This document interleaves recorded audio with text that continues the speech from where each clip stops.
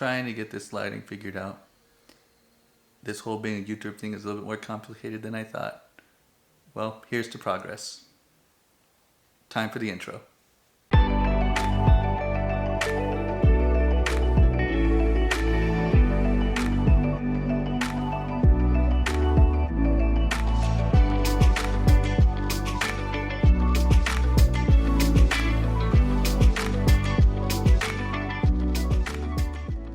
Hey guys, it's definitely been a while. I just wanted to jump on, wish you guys a happy December, and give you a little update as far as where I'm at.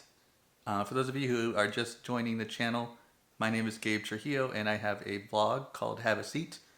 This is where I go ahead and share my experiences as a person with a disability. So every once in a while, I'll jump on and post a vlog about some of the things that I've encountered while being a wheelchair user throughout the last 21 years. So with that being said, ever since I've started posting these vlogs, one of the main questions that I've gotten in the YouTube comments is, why are you in a wheelchair? It just realized and dawned on me that I haven't necessarily actually given you the whole detailed information as far as how I became a quadriplegic. So I thought with today's vlog, why not go ahead and give you the whole lowdown of how I became disabled. So it started when I was 14 years old, way back in 1997. As a kid, I was diagnosed with asthma, so no matter where I went, no matter what I did, I always had my asthma inhaler handy. But I made sure it didn't limit me in the things that I wanted to do. I was an avid sports fan, so you always found me on the baseball field with Little League with my dad and my brother, or out on the soccer field trying to hone my skills, rolling around, kicking the basketball or soccer ball. So as I got older, whenever I would get sick, I always had the rare chance of developing a pneumonia. And that's a severe lung illness that really goes up and exacerbates things if you are an asthmatic like I am. So when I was younger, a couple times I ended up developing pneumonia. During those instances, I was hospitalized for a couple days while I recovered. It would always just start out as a simple cold and then slowly get worse and turn into a pneumonia. So I had gone through it a couple times and it's definitely a serious issue, but I slowly got used to it and fought through it those first couple times that I was diagnosed with pneumonia and then went into the hospital. So as I got older, I continued to deal with asthma, and even though it was part of my life, I didn't want to make sure it took over everything that I did. So I tried to be as normal as any other kid out there. So when I turned 14, I was just entering my freshman year of high school, and I was eager to experience the whole high school scene for the first time. So I was really looking forward to that. But just about a month into my freshman year, I got sick once again. At first, it turned into a cold. Went to the doctors just to hurry up and get the prescriptions to fight it off as quickly as I can. The doctors said that it was nothing really to worry about, just your regular cold. You should be getting better in a few days. But a few days turned into a week, and my symptoms slowly got worse and worse. And so one night when it was just too hard for me to breathe, I stumbled out of bed and ran over to my dad's room and told him that I needed to go to the hospital because it was just too hard for me to breathe on my own. So my dad quickly jumps out of bed, tells my mom that we're going to go to the ER. So dad quickly drives me over there to the hospital.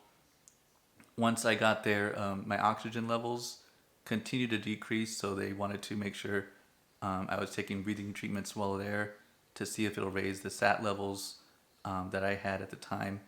Unfortunately, it did not. My symptoms kept getting worse, and doctors were concerned about where I was, and decided to ultimately airlift from the emergency room there in Mesa over to Phoenix Children's Hospital in downtown Phoenix. Definitely at that point, it was really scary for me. Before, I would just get admitted into the hospital for a couple days and leave. But unfortunately for this time, it was really bad, and doctors couldn't figure out why my sat levels were dropping so much.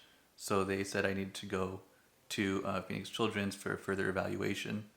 So the doctor told my dad that we were gonna go ahead and airlift me. He got in his car, drove over to PCH while I was airlifted. Um, while I was struggling to breathe there on the aircraft, I don't remember much, but I do vividly remember just the scene of me flying over the valley. It was definitely a surreal experience. I had never been on a helicopter before, so just to have that experience was definitely interesting, but also on the bad side since I was dealing with a life-threatening situation. So once I landed at PCH, my lungs continued to become more and more severely damaged. They rolled me out and took me immediately into the intensive care unit. Once I was there, my right lung ended up collapsing, and it was essentially pretty much impossible for me to breathe on my own. So at that point, doctors were all huddled around me, taking tests, doing whatever they could to keep my lungs functioning as much as they could be. And then it was there that I ended up falling into a coma. Doctors continued to work on me throughout the night and the next few days. And then finally, after 4 days, I woke up and I unfortunately lost the ability to move my arms and legs. At that point, it was a really scary situation. I didn't know what had happened to me. The last thing I knew, I was in the hospital while doctors were working on me, and now I woke up and I'm attached to all these machines. I was intubated at the time, so I had a tube down my throat while it was connected to a ventilator to help me breathe, and it was definitely scary. When I awoke, the doctors told me about what had happened, and I was paralyzed essentially from the neck down while in the intensive care unit.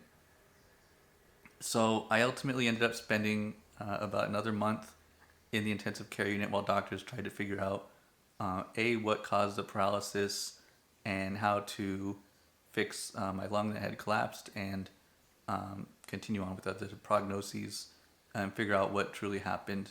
How in a matter of days I went from a normal 14-year-old teenager to a quadriplegic fighting for his life. So as the weeks turned into about a month and a half, doctors slowly got me to a point where I can breathe a little bit more easier. I was stabilized, but they were still dumbfounded as to why the paralysis happened. So while I was recovering, doctors decided, since I was essentially out of the woods, stability-wise with my illness, they decided to transfer me over to what's called the subacute unit, which is a floor where patients are well enough to be out of the intensive care unit, but not necessarily good enough to be on the general floor or to be discharged from the hospital. It was more like a rehab floor, so I moved out over there to continue on with my recovery. Once I was there, I ended up spending the next 7 months in the hospital. So this happened in September of '97, and then I was transferred over to the subacute unit about a month later, and I was there up until May of 1998. So it was definitely a few months, and while I was there, I slowly started to regain some mobility in my body. I was able to hold my head up now, and then after that, I worked with occupational and physical therapists to start to transfer over to an electric wheelchair and learn how to use that as a mode of transportation to get around. And then from there, I was also a very studious kid throughout my school life, and I was often teased that I was the only first grader in my school known to walk around with a day planner. So school was very important to me, and since I had already missed a number of months of school, I wondered what would happen to my schoolwork and my grades at that point. So along with learning how to breathe all over again and adjusting to this new lifestyle, as a quad, I also made sure I stayed up to date with all my classwork. So there was an in-hospital teacher there that helped me with my classwork, along with a traveling teacher from the school district who came and helped me with all the classes that I had during my freshman year.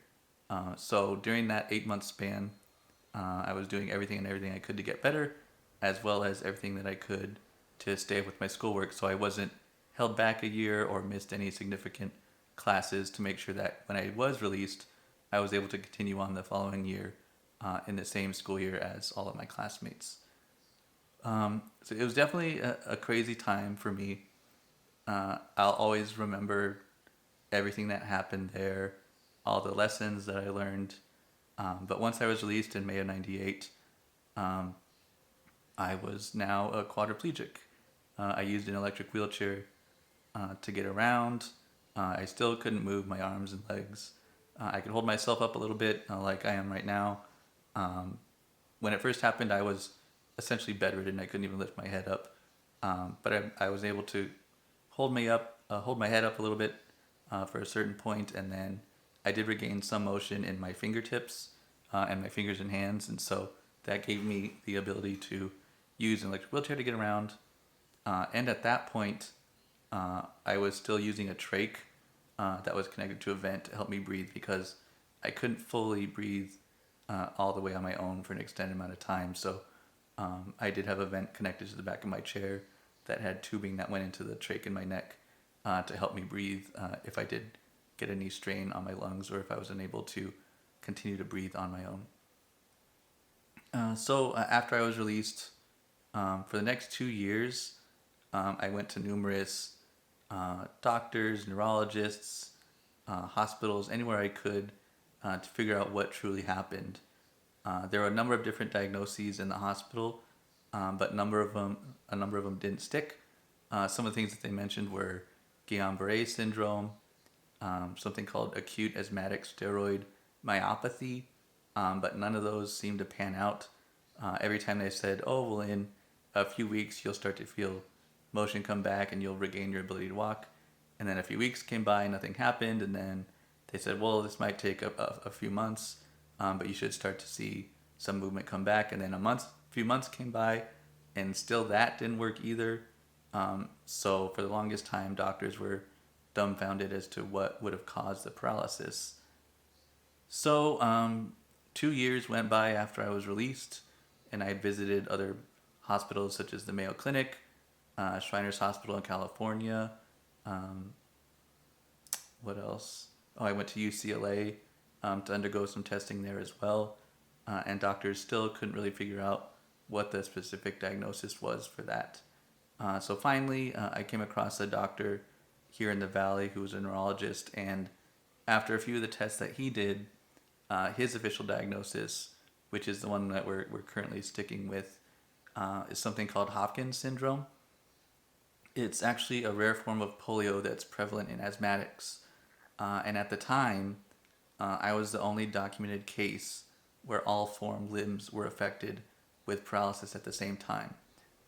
Generally what happens is when this disease has an onset for a patient, it causes your entire nervous system to shut down after a severe asthmatic episode or a severe illness like pneumonia.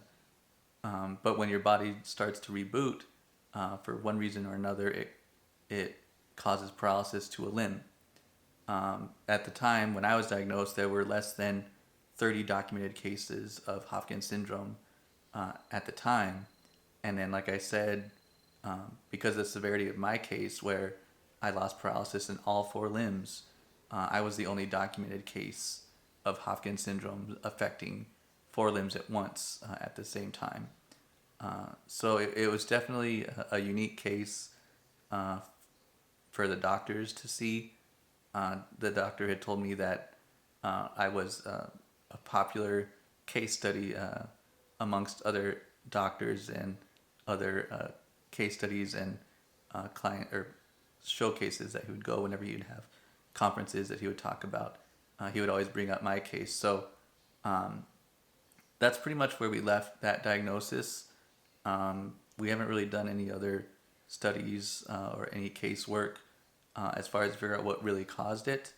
So I've just proceeded as normal with that being the diagnosis and moving forward. Unlike most quadriplegics, I do have total sensation from head to toe. I can feel hot, cold, sharpness. It's just like all of a sudden I'm a normal person but can't move my arms and legs. Nothing's really changed as far as my ability to move around. I still have some head movement, neck control. I can hold my base up a little bit, but not too much. And then I still have the movement in my hands where I can use a mouse to work a computer, which is what I do during work. And then I still have the ability to use the joystick on a controller. So I use the electric wheelchair to help get around. So that's kind of the long-ish, shortish version of what happened to me. If you're a quad or if you have a physical disability, feel free to share your story in the comments below. If you know any others who have Hopkins Syndrome, I'd like to meet them, so let me know in the comments if you have that, or if you know of anyone else who's been affected by that disease. Again, I just wanted to let you guys know what it is that I have and why I'm using a wheelchair at this point to get around. It's been 23 years since it happened, and it just still feels like yesterday that I was just a normal kid walking around. So even after 23 years, you're still adjusting to life as a quadriplegic, and every day you're pretty much learning more stuff. One of the main things that I have taken away from this illness is patience. Whether it's waiting for my movement to come back or waiting for somebody to open a drink for me to take some waters, and there's always patience involved. And over the last 2 decades, I've learned to hone and appreciate patience. Nothing happens quickly for me, whether it's having a caregiver assist me with stuff or even getting a diagnosis. So patience for me is very important, and it's something that I greatly appreciate now that I'm in my current situation. So yeah, just wanted to share that with you guys. If you have any questions about my disease or my experiences as a quad, definitely let me know. Feel free to leave a comment if you want. But again, thank you for watching our vlog today. If there's anything else you want to know about in the world of disability, I'd be happy to talk about them. Let me know your suggestions in the comments as well. Otherwise, thank you again. If you haven't already, be sure to like this video and subscribe to the channel. I'll be sharing more videos sporadically throughout my time here. And again, if you want to know anything else specifically about me, feel free to let me know, and I'll be happy to put up a quick vlog for that. Otherwise, thanks for watching, and I'll catch you next time.